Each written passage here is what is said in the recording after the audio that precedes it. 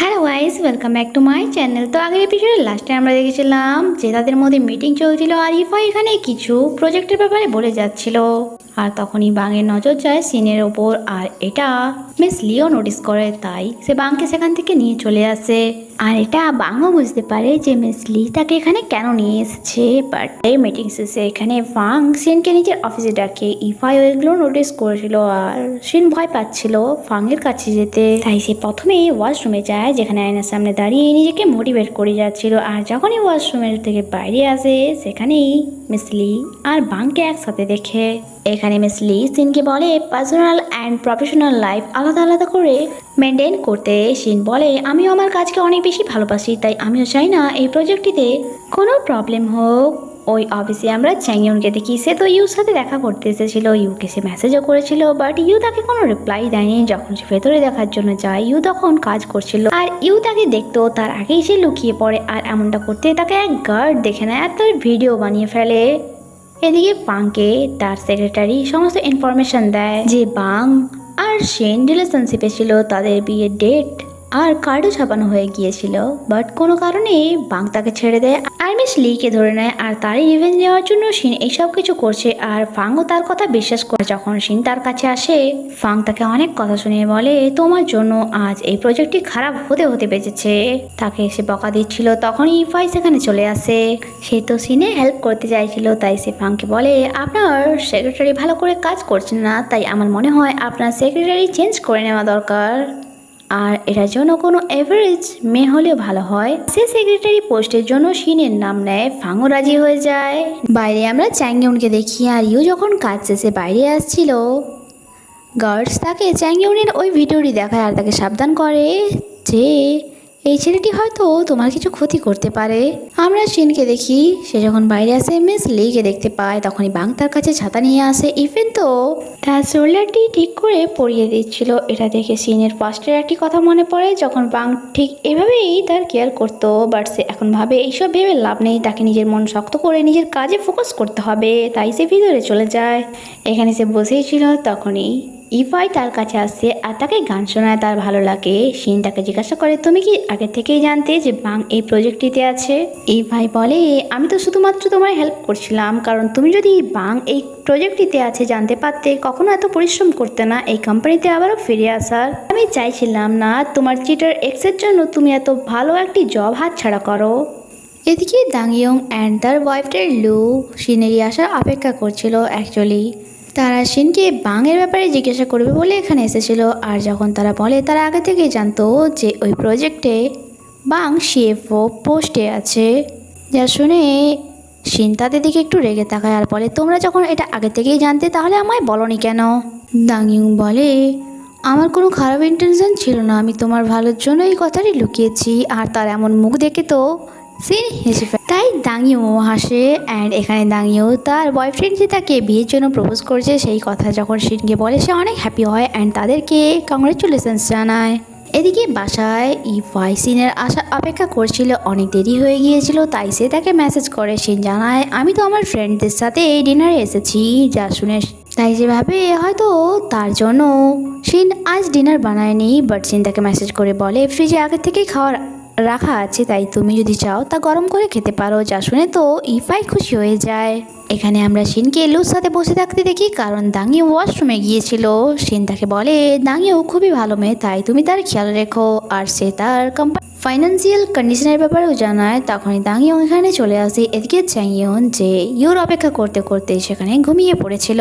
আর যখন তার চোখ খুলে সে সামনে গার্ডকে দেখতে পায়, যেটাকে বলে সকালে বাসায় ফিরে গিয়েছে, তাই এবার তোমারও যাওয়া দরকার। এদিকে শিনকে ইউ কল করে বলছিল যে চ্যাংইয়ন আজ অফিসের বাইরে কোনো ফ্যানের মতো আমার অপেক্ষা করছিল। শিন ইউকে জানায় হয়তো সে তোমাকে লাইক করে, তাই তোমার পিছনে হাত ধুয়ে পড়ে আছে যাতে তুমিও তার প্রেমে পড়ে যাও। এদিকে বাসার চ্যাংইয়ন এসে ইফাইকেও এই ব্যাপারে জানায় যে সে ইউকে লাইক করতে শুরু করেছে, তাই আমি ভেবেছি সময় বুঝে ইউকে আমি প্রপোজ করে দেব। আর তুমিও তো সিনকে লাইক করো তাই না? তাই তোমাদের কথাবার্তা কত দূরে গেল? ইফাই বলে আমি শুধুমাত্র এখন তার সাথে হ্যাপিলি এক রুমমেট হয়ে থাকতে চাই, কারণ আমার ভয় হয় যদি সে এই ব্যাপারে জানতে পারে কোথাও আমাকে ফ্ল্যাট থেকে বের না করে দেয়। আমরা দেখি সিন বাসায় ফিরে চলে এসেছিল আর সে স্যাড হয়ে লাইট অফ করে বসেছিল। ইফাই যখন কোনো কারণে লাইট অন করে সে ভয় পেয়ে যায় তাকে এখানে দেখে। ও বলে, এভাবে ভূতের মতো অন্ধকারে কেন বসে আছো? বাট সিন তো এটা বলে সেখান থেকে চলে যায়। তুমি তোমার ডেস্টিনি অবশ্যই পাবে। আর সে এখানে নোটিস করেছিল ইফাই খাওয়ার পর ডিশেস ওয়াশ করেনি। নেক্সট ডে ইফাই ফ্রিজ খুলে যেখানে সিন তার জন্য খাবার রেখে দিয়ে গিয়েছিল, যেখানে একটি নোটও লাগানো ছিল যে যদি খাবার খাও তাহলে ডিশেস ওয়াশ করে রাখবে। বাট ইফাইয়ের ডিশেস ওয়াশ করতে একদমই ভালো লাগতো না, তাই সেই সিনকে বলে এটার বদলে আমি তোমাকে আজকে রাইড দিয়ে দেবো। যখন নিচে এসে সিন ইফাইয়ের কার দেখে সে বলে, তুমি এত বড় লোক কখন থেকে হয়ে গেলে? এদিকে তো ভাড়ার বাসাতে থাকো আর সবসময় নতুন নতুন কার নিয়ে আসো। অ্যাকচুয়ালি সে জানতো না ইফাই কার ছেলে, যে সে কত বড় রিচ অ্যান্ড শুধুমাত্র নিজের দমে সফল হবে বলে বাবার সাথে চ্যালেঞ্জ নিয়ে নিজের বিজনেস শুরু করেছে। কিছুক্ষণের মধ্যেই তার অফিসের কাছাকাছি চলে আসে। অফিস থেকে কিছুটা দূরেই সিনফাই কার থেকে নেমে যায়, কারণ সে চাইছিল না তাদেরকে একসাথে দেখে এমপ্লয়িরা গসিপ করুক। সিন যখন কার থেকে নামছিল ইফাই তার ভিডিও বানিয়ে নেয়, যা দেখে সে তাকে বকা দেয়। বাট ততক্ষণে তো সে কার নিয়ে এগিয়ে চলে যায় আর এইসব করতে তাদেরকে ফাংও দেখে নেয়। এরপর অফিসে ফাং সকলকেই শিয়ালি ফাং প্রজেক্টের কিছু না কিছু কাজ দিয়েছিল শুধুমাত্র সিনকে ছাড়া, তাই সে ভাবে চলো নিজের কালিগদের কিছু হেল্প করা যাক। বাট তার কোনো কালিগই তার থেকে হেল্প নেয় না। ইফাই তাকে স্পেশাল সেক্রেটারি বলে নিজের সাথে নিয়ে চলে যায় আর সে খুশি হচ্ছিল এটা ভেবে যে হয়তো ইফাই তাকে কোনো অ্যাসাইনমেন্ট দেবে, বাট সে তো শুধুমাত্র তাকে পানির গ্লাসটি দিতে বলে। অ্যাকচুয়ালি ইফাই তো তাকে এখানে কথা বলার জন্য ডেকে এনেছিল আর সে তাকে জিজ্ঞাসা করে, ফাং আর বাকি এমপ্লয় তোমাকে সাইড লাইন কেন করে দিয়েছে? সিন কিছু বলতে পারে না। ইফাই তাকে কারণ জানায় যে সিন পুরো প্রজেক্টে ফাইন্যান্সিয়াল ক্রাইসিস এক্সপোজ করতে পারদর্শী, তাই যদি সে এমনটা করে তাহলে সে হয়তো কখনোই ফাংয়ের বিশ্বাস জিততে পারবে না। তাই তাকে ধীরে ধীরে কাজ করতে হবে যাতে ফাং আবারও তার উপর বিশ্বাস করতে পারে। তার চলে যাওয়ার পর ইফাই মিস্টার লিয়াংয়ের সাথে একটি মিটিং ফিক্স করে। এদিকে আমরা মিস্টার লিয়াংকে দেখি যেখানে বাং তার বড়লোক শ্বশুরের চালামি করছিল।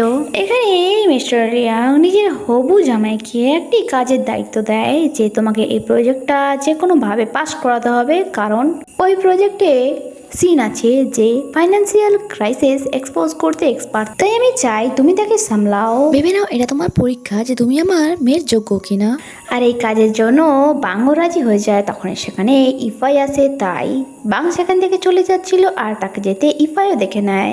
মিস্টার রিয়াংকে বলে, আপনার সিনের ওপর সন্দেহ করাটা ঠিক হচ্ছে না, কারণ সে শুধুমাত্র একটা এমপ্লয় আর সে তার কাজ করে যাচ্ছে। তাই আমার মনে হয় না আপনি আপনার স্পন্সরটি চেঞ্জ করুন, তাহলে আপনারই সুবিধা হবে। এদিকে আমরা অফিসে সিনকে দেখি এক ফাইন্যান্সিয়াল ডেটার বুক পড়ছিল, যা পড়তে পড়তে সে ফাং লিফিয়াং প্রজেক্টটির ডাটাও ওপেন করে নেয়, যেখানে সে ইফাই রেকর্ড দেখে যে সে এত ভালো তার ব্যাপারে ডাটা বুকেও ছাপানো হয়েছিল।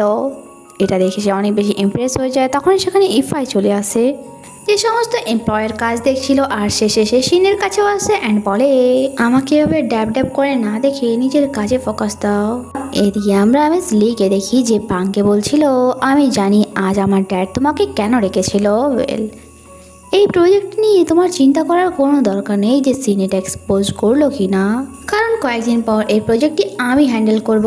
আর এখানে এই ভিডিওটি শেষ হয়ে আগে কি হয় তা জানতে স্টে কানেক্টেড। Bye bye.